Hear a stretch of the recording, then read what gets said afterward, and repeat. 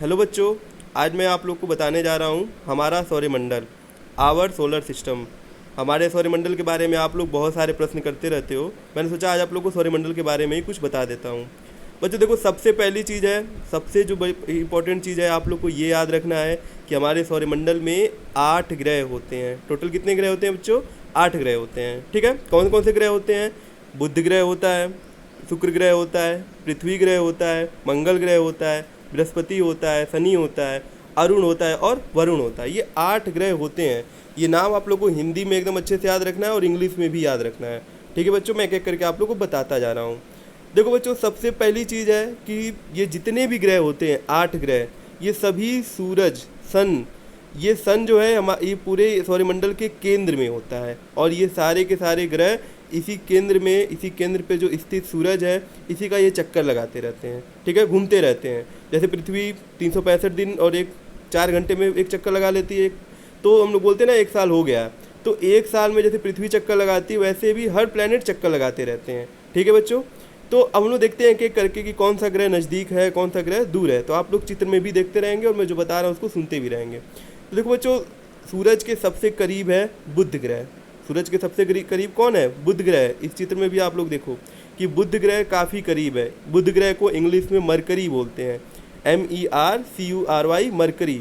Okay बच्चों, उसके बाद दूसरे नंबर पे है, सूरज के दूसरे नंबर पे कौन सा ग्रह है? शुक्र ग्रह है। शुक्र ग्रह को हम लोग बोलते हैं वीनस। शुक्र ग्रह को हम लोग क्या बोलते हैं? वीनस बोलते हैं बच्चों।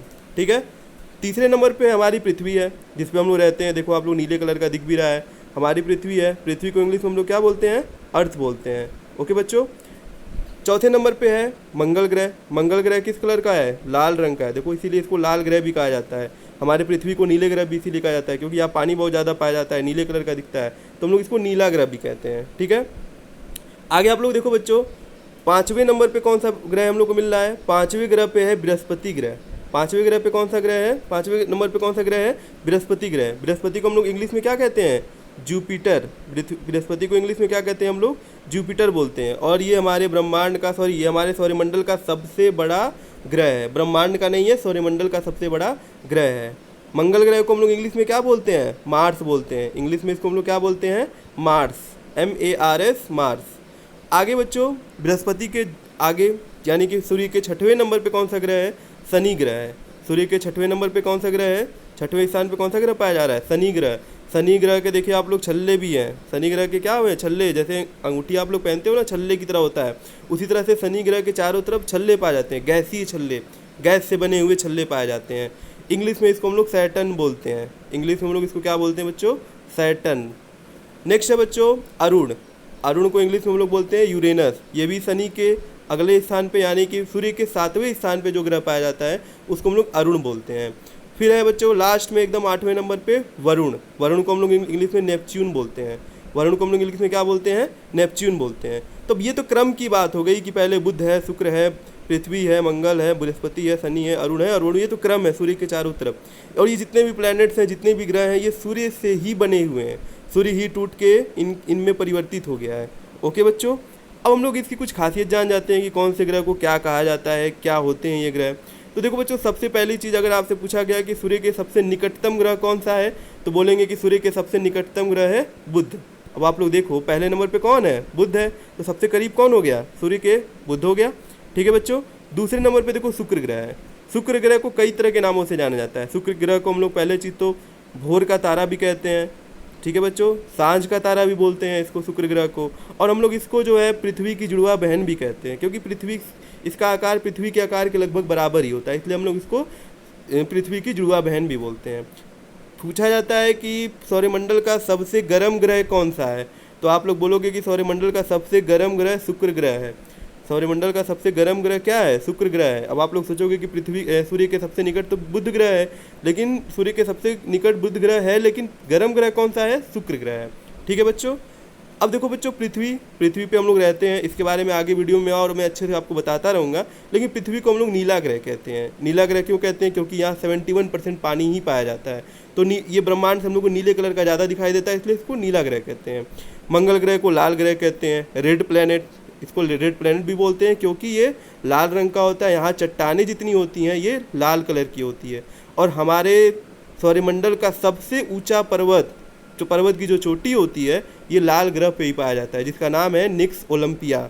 ओके बच्चों, ये हमारे माउंट एवरेस्ट का लगभग 3 गुना बड़ा है, निक्स ओलंपिया जो मंगल ग्रह पे पाया जाता है। आगे है बच्चों बृहस्पति ग्रह। आगे कौन सा ग्रह है? बृहस्पति ग्रह। बृहस्पति ग्रह की खास बात ये है कि ये ज़्यादातर गैस से बना हुआ है और ये हमारे सौरमंडल का सबसे बड़ा ग्रह है। ये हमारे सौरमंडल का सबसे बड़ा ग्रह है। कोई पूछेगा कि हमारे सौरमंडल का सबसे बड़ा कौन सा ग्रह कौन सा है, बोलेंगे कि हमारे सौरमंडल का सबसे बड़ा प्लैनेट, सबसे बड़ा ग्रह जो है वो बृहस्पति ग्रह है।